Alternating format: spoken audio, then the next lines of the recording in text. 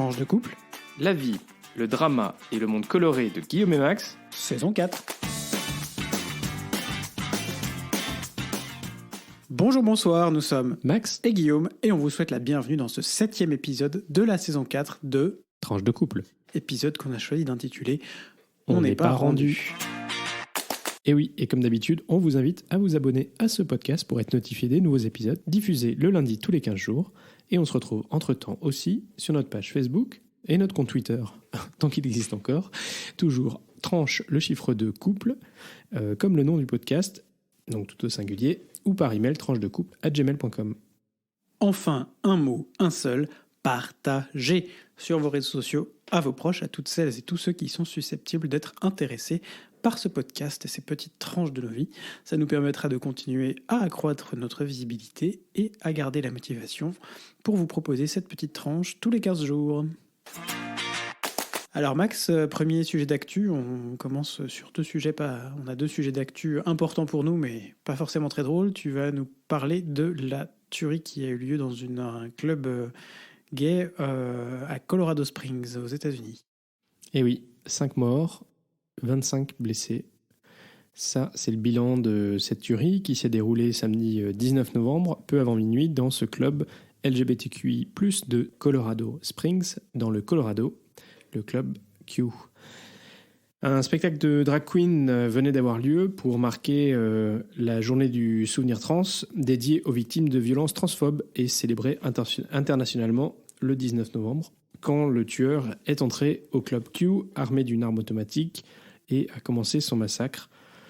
Fort heureusement, si je puis dire, quelques minutes après le début de la tuerie, 2 personnes se sont héroïquement jetées sur le tueur, réussissant à le maîtriser et évitant un bilan encore plus dramatique. Alors il faut avoir en tête que cette attaque survient 6 ans après la pire tuerie qu'ait connue la communauté LGBTQ aux États-Unis, lorsqu'un Américain d'origine afghane avait tué 49 personnes dans une boîte gay d'Orlando, en Floride, mais aussi dans un contexte de tension politique autour des droits des gays, des questions trans, notamment durant la campagne des élections américaines de mi-mandat qui se sont terminées il n'y a pas si longtemps, comme vous le savez. Et le Colorado, malheureusement, figure plutôt en tête des États américains où la contestation pour motifs religieux de ces évolutions sociétales visant à octroyer une égalité de droits aux personnes LGBTQ+, est assez élevée, poussant notamment à l'adoption de lois visant à limiter ces droits ou à autoriser la discrimination pour motifs religieux. Et tout ceci nous rappelle tristement que les LGBTQ+, continuent à être l'objet de mesures de discrimination, de discours de haine, mais aussi que tout ceci conduit parfois à des actes atroces tels que la tuerie de Colorado Springs. Et en Europe, on n'en est pas épargné, puisque l'été dernier, à Oslo, un homme avait tué plusieurs personnes dans un bar gay au moment de la Pride, et en Slovaquie, en octobre dernier, 2 hommes ont été tués par balle devant un bar gay. Merci Max pour cette première actu. Deuxième actu, un sujet dont on entend parler depuis pas mal de temps en fait, mais qu'on n'avait pas encore eu le temps d'aborder dans ce podcast. Ce sont toutes les manifestations qui ont lieu en Iran depuis 2 mois. Exactement. Alors revenons peut-être aux origines de la répression. Donc une jeune femme iranienne de 22 ans, Masha Amini, a été arrêtée il y a à peu près 2 mois par la police des mœurs iraniennes parce qu'elle portait mal le voile. Et ensuite, lors de sa détention, elle est décédée et sa mort a déclenché des manifestations dans tout le pays, de femmes en premier lieu, mais aussi d'hommes qui leur apportent leur soutien, finalement pour protester contre l'oppression dont sont victimes les femmes en Iran, l'omniprésence de la police des mœurs, et finalement toutes ces discriminations que les femmes subissent, revenant de facto à contester en fait le pouvoir en place en Iran, puisque la police des mœurs, c'est vraiment au cœur du régime iranien tel qu'il est en place depuis la révolution islamique. Alors le slogan que ces femmes défendent est simple: femme, vie, liberté. Et le régime n'a pas apprécié ces protestations, c'est rien de le dire.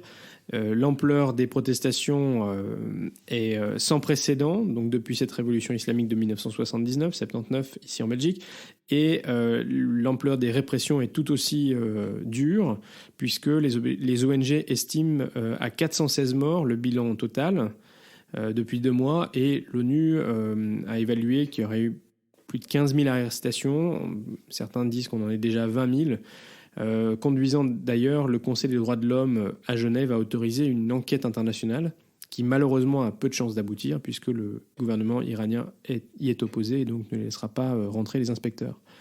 La pression s'accroît notamment dans les régions kurdes de l'ouest de l'Iran, où Téhéran a envoyé des renforts ces dernières semaines pour réprimer notamment les cérémonies de funérailles des personnes tuées par le régime.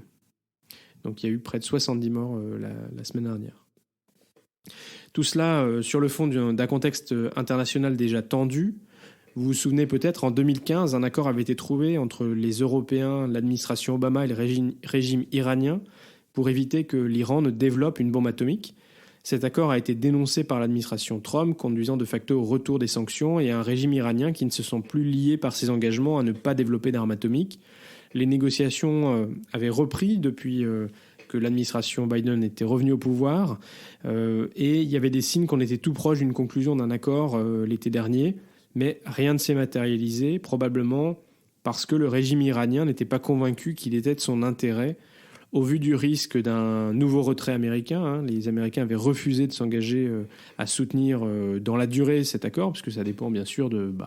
toute administration pouvait changer de position. Et en fait, cet accord, il aurait certainement conduit l'Iran à renoncer à ses stocks d'uranium enrichi. Et donc, l'acceptation de cet accord, alors qu'il n'y avait pas de garantie dans le long terme, était vue comme désavantageux par Téhéran. Fin novembre, l'Iran a signifié aux inspecteurs de l'Agence internationale de l'énergie atomique qu'elle allait développer sa production d'uranium enrichi à un niveau militaire dans une usine située au cœur d'une montagne, ce qui en fait de facto réduit les chances qu'elle puisse être bombardée. On sait que les États-Unis, tout comme Israël, avaient à un moment donné voulu bombarder les usines d'enrichissement iraniennes. Alors nul doute que cette annonce n'intervient pas totalement au hasard, parce que, vous le savez, les États-Unis, les Européens viennent d'annoncer de nouvelles sanctions à l'égard de l'Iran, liées à la fourniture à la Russie de drones kamikazes et autres équipements militaires pour l'aider dans sa conquête de l'Ukraine.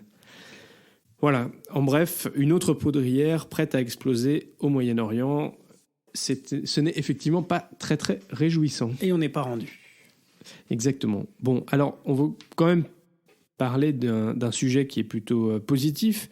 Guillaume, dans cette rubrique d'actu, tu vas nous parler des Europe, elle est pour moi aujourd'hui. 70 ans du Parlement européen. Donc dans cette rubrique, on décrypte l'Europe. Absolument, on vous a déjà parlé dans ce podcast de la question du siège du Parlement européen à Strasbourg, mais en fait pas tellement de ses compétences ni de son histoire. Retour donc sur une institution qui n'était pas prévue à l'origine, telle qu'elle existe aujourd'hui, lors des premiers pas de l'Union européenne, mais qui s'est imposée discrètement, petit à petit, petit pas après petit pas, comme un acteur incontournable et directement représentatif des citoyens au sein de l'UE. Et j'insiste sur cette dernière phrase parce que ça a tout son sens. L'ancêtre du Parlement est en effet créé en septembre 1952 en tant qu'Assemblée commune de la Communauté européenne du charbon et de l'acier, la CECA, pour ceux qui ont étudié ça comme moi en cours d'histoire il y a pas mal d'années en arrière, composée à l'époque de 78 députés, 78 désignés par les parlements nationaux de chaque État membre.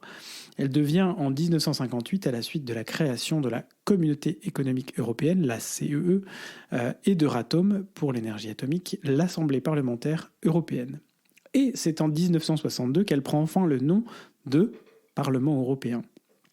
Cependant, il faut attendre 1979 pour que les députés soient élus pour la première fois au suffrage universel.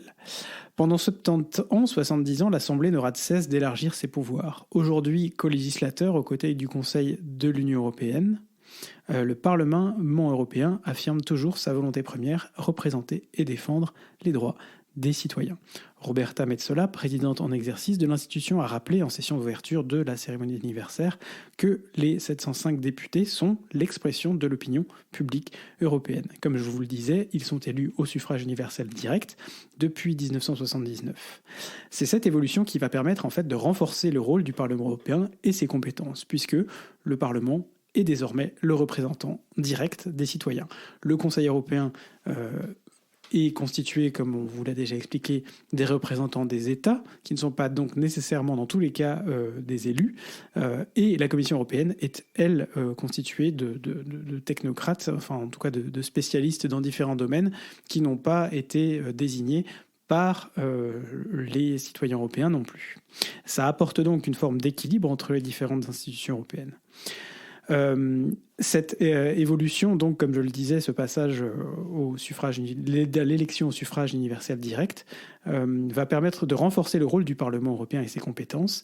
Il est passé de coopérant dans le domaine législatif dans les années 80 avec un rôle plutôt limité et toujours une prévalence dans la décision finale du Conseil européen à co-législateur, comme on le disait, grâce au traité de Maastricht en 1992 et devient alors un acteur incontournable dans la prise de décision. Il contrôle par ailleurs aujourd'hui, par exemple, la composition finale de la Commission européenne. On se souviendra notamment de son rôle il y a quelques années lors de la conception de la mise en place de la Commission von der Leyen pour refuser le Parlement a menacé de refuser certaines personnalités et donc de voter pour la Commission telle qu'elle existait. Ces personnalités étaient jugées trop controversées et notamment la pourtant très compétente en matière européenne mais empêtrée dans des affaires d'emploi fictif du MoDem, Sylvie Goulard. Même si le rôle des députés est parfois caricaturé, et probablement un peu caricatural pour certains, comme le montre de façon assez drôle la série Parlement, dont, je pense que Max, tu seras d'accord avec moi, on vous recommande la saison 2 fraîchement sortie pour retourner dans les couloirs de Strasbourg. Ceux qui réussissent à avoir une réelle influence, une centaine selon un très bon article d'Emmanuel Beretta dans Le Point, par exemple, avec une position clé dans une commission, ont bien davantage d'influence réelle sur les législations de l'Union européenne et donc de leur pays que les parlementaires nationaux. Et certains députés, notamment les députés allemands, qui sont les plus nombreux dans l'hémicycle, l'ont bien compris et depuis très longtemps. En somme, le Parlement européen s'est construit sur toujours plus d'Europe, toujours plus de droits de l'homme, dont il est la chambre et le représentant la plus vivace au sein de l'Union européenne, toujours plus de fonds pour les citoyens, en somme, toujours plus de démocratie et toujours plus de proximité pour l'Europe telle qu'on l'aime avec les citoyens. Merci Guillaume. Après, le Parlement n'est pas sans, ses limites, on va dire. Il y a eu des controverses autour du budget du Parlement européen qui a été, où le Parlement européen avait proposé un budget pour augmenter sensiblement le nombre de salariés. C'était pas forcément très très justifié, surtout dans une époque où on essaie de limiter un peu les dépenses. Voilà. Et puis la série Parlement montre aussi que parfois il y a certains parlementaires qui sont pas très compétents. Comment ? Et comme je le disais, comme je reprenais cet article, on évalue aujourd'hui, les connaisseurs du Parlement européen évaluent aujourd'hui à une centaine le nombre de parlementaires qui ont réellement un impact au Parlement européen. Après, je serais curieux de savoir que le nombre de parlementaires qui ont réellement un impact aussi au sein des parlements nationaux. En tout cas, de façon, comme d'habitude. De fait, c'est une instance qui est souvent à la pointe des combats qu'on doit mener aujourd'hui. Et il faut lui reconnaître ça. Et je pense que le fait qu'elle soit élue au suffrage universel direct fait qu'il est plus facile aussi de lui reprocher un certain nombre de choses que des gens qui ne sont pas élus mais nommés, par exemple à la commission. C'est l'inverse, non ? Ce serait pas l'inverse ? Non. Je pense que c'est le fait que les gens soient élus, fait qu'on va plus chercher à leur chercher, voir quelles seraient leurs limites, s'ils n'ont pas des casseroles aux fesses, que les gens de la Commission ou les membres du Conseil européen, par exemple. Moi, c'est mon ressenti, mais je peux me tromper. Ok. Non, après, justement, le procès en légitimité, il est plutôt à l'inverse, même si... je ne parle pas d'un procès en légitimité, là. Je ne parle pas d'un procès en légitimité. Je parle bien du fait que on va avoir tendance à vouloir avoir des parlementaires, et c'est normal qu'ils soient blancs comme neige, sans forcément faire, parce qu'eux aussi ils sont élus et représentent directement les citoyens, sans forcément avoir les mêmes degrés de tolérance pour les autres institutions européennes. Oui, non, mais après, je veux dire... ma pièce dans la machine. Au Conseil européen ou au Conseil de l'Union européenne, à la fin, tu as des gouvernements tels qu'ils sont, et c'est vrai que tu sièges avec le gouvernement Orban, et voilà, c'est tout, hein, ça fait partie... All right. Allez, on passe à la rubrique Belgitude. Guillaume, tu veux nous parler maillot ? On va vous parler maillot. Je vais vous parler maillot. Mais maillot, dans cette rubrique Belgitude. Pas maillot, la sauce. Non, pas la maillot, pas la sauce. Dans la mitraillette. Alors bon, on n'a pas eu un succès fou quand on vous a demandé Qatar ou pas Qatar sur nos réseaux sociaux, mais on va quand même parler rapidement de cette première semaine de compétition qui va probablement miner pour longtemps l'image de la FIFA, LOL, et du Qatar. Pourquoi on en fait un point Belgitude ? Parce qu'au milieu des polémiques nombreuses, comme disait Chirac, les emmerdes, ça vole en escadrille, s'en est caché une liée au maillot hôte, qui est le maillot officiel d'une équipe, par opposition au maillot extérieur, souvent dans les tons blancs. Comme ça, vous aurez aussi un point football. Mais qu'est-ce qu'on fait de choses inattendues dans ce podcast ? C'est fou. Bref, sur ce maillot, pourtant bien caché à l'intérieur du col, le mot love, le mot de la discorde. Ce maillot s'inspire du célèbre feu d'artifice de Tomorrowland, un festival de musique en Belgique, et représente les valeurs communes de diversité, d'égalité et d'inclusion. C'est ce qu'avait précisé la Fédération belge de football lors de la présentation du maillot en septembre dernier. La FIFA a donc demandé que ce maillot soit modifié avant de pouvoir être utilisé comme maillot officiel. La proposition sur la table actuellement est donc de mettre un scotch noir sur ce mot de la discorde. Surréaliste, oui, mais surtout un peu ridicule, à l'image de pas mal de choses dans ce mondial finalement. Et puis il faut rajouter que un autre maillot, le maillot d'entraînement de l'équipe belge, a lui aussi été recalé. La raison invoquée ? Trop coloré. Oui, vous avez bien entendu, en cette période d'hiver grisâtre, il est trop coloré. Dans un mondial aussi gris, terne et froid pour les droits de l'homme, pas étonnant que les couleurs reprises aient choqué la FIFA et les organisateurs. On pourrait y ajouter le chantage de cette même FIFA sur le brassard, pourtant officiellement approuvé par l'institution il y a quelques mois pour les matchs, le fameux brassard One Love.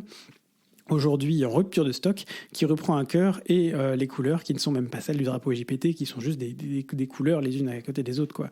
Sous peine de carton jaune pour chaque joueur qui le porterait. Sportivement, c'est dégueulasse, on va pas se mentir. Et quand même, cette Coupe du Monde, elle met globalement tout le monde mal à l'aise, même si notre cher président Macron nous rappelle que quand même, il faut vivre l'esprit du sport, tout ça. Et donc, le maillot haute, c'est le maillot belge dont tu nous parles. Oui. Ok. C'est un point Belgitude. Non, mais on est d'accord. Mais donc, d'accord. Ça veut dire que globalement, les supporters, eux, peuvent acheter le maillot avec le mot Love, mais les joueurs ne peuvent pas. Mais de la porter. même façon que dans les tribunes, tu peux porter le brassard One Love. Il y a une journaliste anglaise qui, alors à la base, le capitaine de l'équipe d'Angleterre avait dit, moi, envers et contre tout, je porterai ce brassard. Et puis la FIFA a quand même mis en place cette histoire de carton jaune qui est vraiment dégueulasse pour les équipes, parce que ça veut dire qu'en gros, chaque équipe doit se préparer à perdre des joueurs et leur capitaine, parce que c'est le brassard qui est porté par les capitaines. Et donc ils l'ont pas fait. À la limite, moi j'entends au niveau sportif que j'entends la position des équipes, même si c'est dégueulasse. Pour autant, une journaliste anglaise l'a porté, la ministre belge des Affaires étrangères l'a porté également dans les tribunes il y a quelques jours, à côté de Gianni Infantino, le président de la FIFA. Donc voilà, c'est un peu On trouve dommage que 10 ans après l'attribution de cette Coupe du Monde, on en soit encore à tâtonner sur ce genre de choses et qu'ils n'aient pas eu le temps avant de mettre ça en place. Il faut dire aussi que le Qatar n'a probablement pas beaucoup aidé, puisque, entre autres, puisqu'on est là-dedans, on va finir d'enfoncer le clou. Ils ont annoncé 2 jours avant le début de la compétition que les bières, il y a un sponsor, évidemment, tout ça, c'est une histoire de gros sous, mais le sponsor officiel de la Coupe du Monde, Budweiser, qui devait vendre ses bières, a été interdit de vendre ces bières au Qatar. Et il a donc promis d'offrir l'ensemble du stock de bières qui avait été prévu à l'équipe gagnante. Avis aux joueurs, si vous avez envie de vous faire une bonne soirée, c'est le moment. Ah, il y a de quoi faire une bonne chouille, parce que je crois qu'ils avaient prévu du stock. Hier soir, ce qu'on a fait hier soir, c'était petits joueurs. Allez, on ouvre la rubrique Vie de couple dans cet épisode. All I want for Christmas is you. Voilà, et donc on ne pouvait pas commencer cette rubrique Vie de couple. Ça y est, on peut lancer les chants de Noël. Sans aborder le sujet qui est effectivement... C'est le premier dimanche de l'Avent, aujourd'hui, on lance les chants de Noël. Voilà. J'ai d'ailleurs des collègues qui m'ont dit qu'on pouvait même les lancer largement une semaine avant, donc il faudra qu'on réfléchisse à ça pour l'année prochaine. Mon Dieu. Mon Dieu. Mon Dieu. Mais bon, voilà, ça met un peu de couleur chez nous. On est content. On a ressorti le sapin. On va pouvoir ressortir les guirlandes. Bon, sachant que les chants de Noël, on ne s'arrête pas à Noël. Hein. En fait, on continue encore un peu. Hein. Au moins jusque... Ouais, j'ai été plutôt raisonnable. Ça va jusqu'à début janvier en général. Après, moi, je finis par me lasser aussi. Non, mais voilà, je vais être tout à fait honnête. Au bout d'un moment, Maria Carré, ça va 2 secondes, quoi. Je lui paye 5 balles des coups de Spotify tous les ans et basta. Bon, alors il faut quand même... le fric fou qu'elle se fait quand même avec cette chanson tous les ans, quoi. Et là, elle a même fait un premier teaser à Halloween où tu la vois, on vous le postera sur les réseaux sociaux, tu la vois en sorcière et qui se transforme en Mère Noël et là, bling bling. Et ça, c'était début novembre, quoi. Eh oui, une machine à cash, les chansons de Noël. Faudrait qu'on regarde, mais effectivement, les chansons de Noël... Ah non. Les chansons de Noël, c'est quand même une vraie machine à cash. Grave, alors, les enregistrements. Après, celui-là en particulier, hein, parce que t'en as qui sont un peu plus confidentiels. Hein. Mais Petit Papa Noël et Tino Rossi, c'est pas forcément... En France, c'est un peu machine à cash, mais c'est plutôt les descendants de Tino Rossi qui touchent là en ce moment, que lui d'ailleurs. Donc, en tout cas, je reste convaincu qu'il faut qu'on apprenne le reste des paroles et pas simplement les refrains. Mais vous les connaissez, vous, les paroles des chants de Noël, jusqu'au bout? Je veux dire, les 3 refrains de Vive le vent, les Maria Carré et compagnie. Et c'est surtout en fait, à la limite, les chants en français. Bon, ça, peut-être qu'on a eu le temps de les apprendre, mais les chants en anglais, on les connaît pas. Et je sens, et c'est absolument nécessaire. Donc, cette année, le défi, Guillaume, c'est apprendre les chants de Noël en anglais. Voilà. Bon, ça, c'était notre premier sujet, parce que voilà, on pouvait pas y couper, hein. En plus, on a commencé à sortir le sapin. Oui, on va pouvoir faire le sapin cet après-midi. Ça a été un peu tendu pour moi ces derniers jours, on va pas se mentir. Pour Max aussi d'ailleurs, mais c'est moi qui l'ai incité à partir. Parce que de toute façon, j'étais en Norvège et aux Pays-Bas. Voilà. Charmant. T'es allé voir le Père Noël en Norvège? Non, c'est pas en Norvège. C'est où? C'est en Finlande ou en Norvège? Si, c'est en Norvège. Oh, je sais plus. Non, Rovaniemi, c'est en Finlande. Je sais pas, moi je crois que le village du Père Noël, c'était à côté d'Annecy. Ah oui, aussi. Bref, je vous encourage à visiter le village du Père Noël à Andilly, entre Annecy et Genève, qui est un très chouette endroit. Nous, on n'y est encore jamais allé, mais je pense qu'on y emmènera la petite nièce qui est déjà allée cette année, mais c'est pas grave, elle va adorer y retourner l'année prochaine. Eh oui, ça, les enfants, ça ne se lasse jamais. Yes. Bon, alors le deuxième sujet, il est aussi lié à Noël, parce que comme vous tous, j'imagine, fin novembre, début décembre, c'est le moment où vous vous dites « Oh zut, il va falloir trouver des idées et acheter des cadeaux de Noël ». Et je dois dire que c'est quand même la grosse galère de trouver des idées, parce que on voudrait, nous, essayer d'éviter de tomber dans le consumérisme, d'acheter des trucs dont on n'a pas besoin et qui vont en fait juste...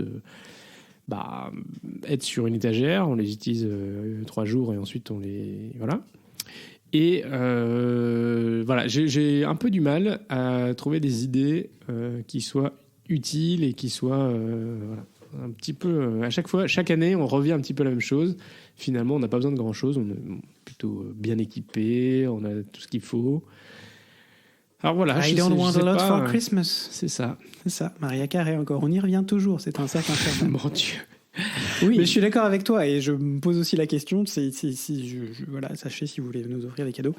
J'aimerais plutôt aller vers des choses. Pour l'instant, je suis en manque d'idées, mais j'aimerais plutôt aller vers des choses qui se consomment. Je sais pas moi, des choses qu'on peut utiliser rapidement, mais qui restent pas forcément après dans la maison parce que. C'est vrai que tous les ans, on empile des choses, quoi. Mais voilà, ça nous fait plaisir de les recevoir, ça fait plaisir à tout le monde de nous les offrir, mais est-ce qu'on ne pourrait pas aller vers des choses qui sont plus... qui ont une empreinte moins longue et qui soient plus durables dans un sens, pas au sens ça reste chez nous, mais durable au sens... Ça prend de la place. Ah bah bravo. Ah oui, aussi. On a quand même eu ces dernières années une grosse tendance qui était d'encourager les gens à nous offrir des jeux de société parce que comme on aime bien jouer, c'est toujours chouette. Le problème en fait, c'est qu'on arrive vite à un moment donné où quand on a trop, du coup, en fait, ils jouent plus. Et donc, Guillaume, je te rappelle qu'on a encore un jeu à jouer tous les deux, un escape game qu'on n'a pas ouvert. Eh oui. Il paraît qu'il est génial, donc il va falloir qu'on le fasse, mais il faut quand même dire que... alors je sais pas, c'est peut-être de ces derniers temps surtout, et c'est pour ça que j'ai cette impression, mais on a du mal, y compris le week-end, à trouver des moments où on est tous les deux disponibles et en train de voilà, à la fois où on est à Bruxelles et où on est non, mais à Bruxelles, c'est disponibles. pas le problème, c'est surtout tous les deux en ce moment. Enfin, en fait, on est passé du problème des week-ends où on n'était pas à Bruxelles au problème où on est les week-ends, on est systématiquement à Bruxelles parce que Bibi bosse. C'est ça. Et comme par ailleurs la semaine, Jésus-Marie-Joseph. les journées sont quand même bien chargées, voilà. Bah, j'espère quand même que le mois de décembre va être un peu plus cool pour moi, en tout cas. Bon, allez, le temps tourne. Alors, du coup, si vous avez des idées, n'hésitez pas à nous faire des petits messages, un email ou un petit message sur Facebook ou sur Twitter ou sur aussi YouTube, puisqu'on diffuse en audio ce podcast sur YouTube pour ceux que ça intéresse. Alors, on voulait aborder un dernier sujet, un petit peu plus réflectif, de la vie de couple. Grâce à nos amis de Will Bloom. Exactement. Alors, que faire quand l'autre boude ? Alors Guillaume, c'est quoi ton expérience de mon boudage ? C'est que tu boudes beaucoup, ça c'est notre principe de base. Alors, je boude beaucoup. Oh, ça va, je plaisante. On n'est pas rendu. Hein. Non, mais ça nous arrive quand même de boudonner un peu. Ça nous arrive de bouder, mais ça dure jamais longtemps en fait. Non, parce que alors ça c'est sûr que les gens. On finit toujours par communiquer. Ça, c'est quelque chose entre nous. Vous le savez. Ça si marche vous plutôt pas mal la communication. Et ça boude jamais longtemps. Mais par contre, on s'engueule sur des conneries. Ouais. On vous l'a déjà dit aussi, et du coup, l'expérience de ton boudage ou de mon boudage, parce que je boude aussi moins que Max, mais je boude quand même. Mec, oui, non, ça, la mauvaise foi, on en a déjà parlé, je crois. Donc vous êtes au courant déjà. Sinon, on vous fera un sujet. Hein. C'est sans fin. C'est sans fin. On n'est pas rendu là. Donc. Ouais. Non, mais alors bon, c'est vrai que finalement, en lisant ce petit article de Will Bloom, dont on va revenir dessus dans quelques minutes, je réalisais que c'est vrai que moi, quand je boude, j'ai plutôt tendance à partir. Enfin, je boude ailleurs en général. Oui, c'est ça, mais on a la chance d'avoir une grande maison où on peut se dire que pendant quelques minutes, on va faire notre truc. Il y en a un qui est à la cuisine, l'autre qui monte en haut. Et on a une cuisine et un séjour séparés en fait. Il y a chacun à son étage, donc du coup on n'est pas obligé de rester dans la même pièce tout en faisant vaquant à nos petites occupations. Bon, après sinon tu mets ton casque et puis tu vas jouer sur ton ordinateur et puis bon, t'es un peu dans une pièce séparée quoi. Oui, bon. Bon, voilà, ça c'est notre expérience de la bouderie. Je sais pas si vous, dans votre couple, ça boude beaucoup. Mais comme disait Guillaume, c'est vrai que chacun est un peu différent, mais nous, on passe vite à autre chose. Et donc, grâce aussi à la communication, on arrive Dans 60 à 80% des cas, on finit par se regarder à un moment donné et un petit sourire et mais putain, pourquoi on est... Pardon, purée, pourquoi on est arrivé là, quoi. Exactement. Alors, mais quel est le Max, du coup, tu nous as parlé de Bloom, qu'est-ce qu'ils disent, qu'est-ce qu'ils nous proposent Claire et Anthony là-dessus? Alors Claire et Anthony, dans leur petite newsletter, donc la petite lettre que vous pouvez recevoir une fois par semaine de We Bloom, ils disent que faut d'abord comprendre que bouder, en fait, c'est un mécanisme de défense comme un autre, et il faut savoir faire preuve de curiosité pour comprendre ce qui se cache derrière ce comportement, même si il peut sembler de temps en temps un peu enfantin ou déplacé. Alors, ça peut vouloir dire que, d'abord, votre partenaire peut se sentir blessé. Pas forcément par vous, mais par la situation. Ça peut aussi vouloir dire que elle ou il a peur de perdre le contrôle de la situation. Et c'est aussi peut-être parce que il ou elle ne sait pas forcément pourquoi elle réagit comme ça. Donc parfois, c'est un peu voilà, c'est ta réaction, tu sais pas vraiment pourquoi, mais c'est ta réaction. Et puis ça peut être aussi parce que bouder, ça traduit un sentiment, ça traduit un besoin, d'avoir un moment seul. On en parlait tout à l'heure. Voilà. Alors ça, c'est le premier aspect, essayer de comprendre qu'est-ce qu'il y a derrière. Et puis deuxièmement, il faut savoir être constructif en évitant d'abord de le prendre personnellement. C'est pas parce que l'autre boude que c'est une attaque personnelle. En faisant preuve d'empathie et de bienveillance. Et puis en acceptant, et c'est peut-être ça le plus difficile, que l'autre ait le droit de bouder. Voilà, aussi. Le boudage, ça peut être une réaction finalement saine à un moment de tension qu'on ne sait pas trop comment gérer, ou un moment de mauvaise foi, parce que ça nous arrive aussi. Hein. Mais voilà. Mais il n'y a probablement pas de façon parfaite de gérer le boudage, mais l'important, c'est de ne pas en faire un... Je crois que c'est de savoir qu'est-ce qu'il y a derrière, de s'assurer que ça ne vienne pas d'un truc plus profond et plus délicat, et puis ensuite de savoir, comme tu dis Max, voilà, lâcher du lest et dire bon, ça va passer, on prend le temps, et voilà. Et puis on peut en reparler plus tard aussi, pour éviter qu'il y ait un truc qui reste, comme tu disais, si jamais il y a un truc un peu plus profond. Voilà, ça c'est la fin de notre rubrique vie de couple. Pas de rubrique geek aujourd'hui parce qu'on s'est dit que notre podcast était suffisamment long et consistant, mais on vous en fera peut-être une la fois prochaine, on verra. On ne s'attachera pas nécessairement à faire toutes les rubriques à chaque fois, hein, parce que c'est aussi important de rester raisonnable. Et donc c'est déjà la fin de ce 7e épisode de la saison 4. Si vous êtes arrivés au bout, bravo et merci. On est très heureux de vous compter parmi nos auditeurs. Si ce podcast vous plaît, faites-le découvrir autour de vous et n'hésitez pas à mettre une note et ou un commentaire sur Apple Podcast, Spotify ou votre logiciel de podcast préféré et un like sur YouTube ou sur Twitter. Ou un pouce bleu sur Facebook et surtout, partagez. Voilà, ce podcast est diffusé le lundi tous les 15 jours ou le dimanche soir pour les plus pressés. Alors d'ici au prochain épisode, portez-vous bien, gros bisous et à très vite pour de nouvelles tranches colorées.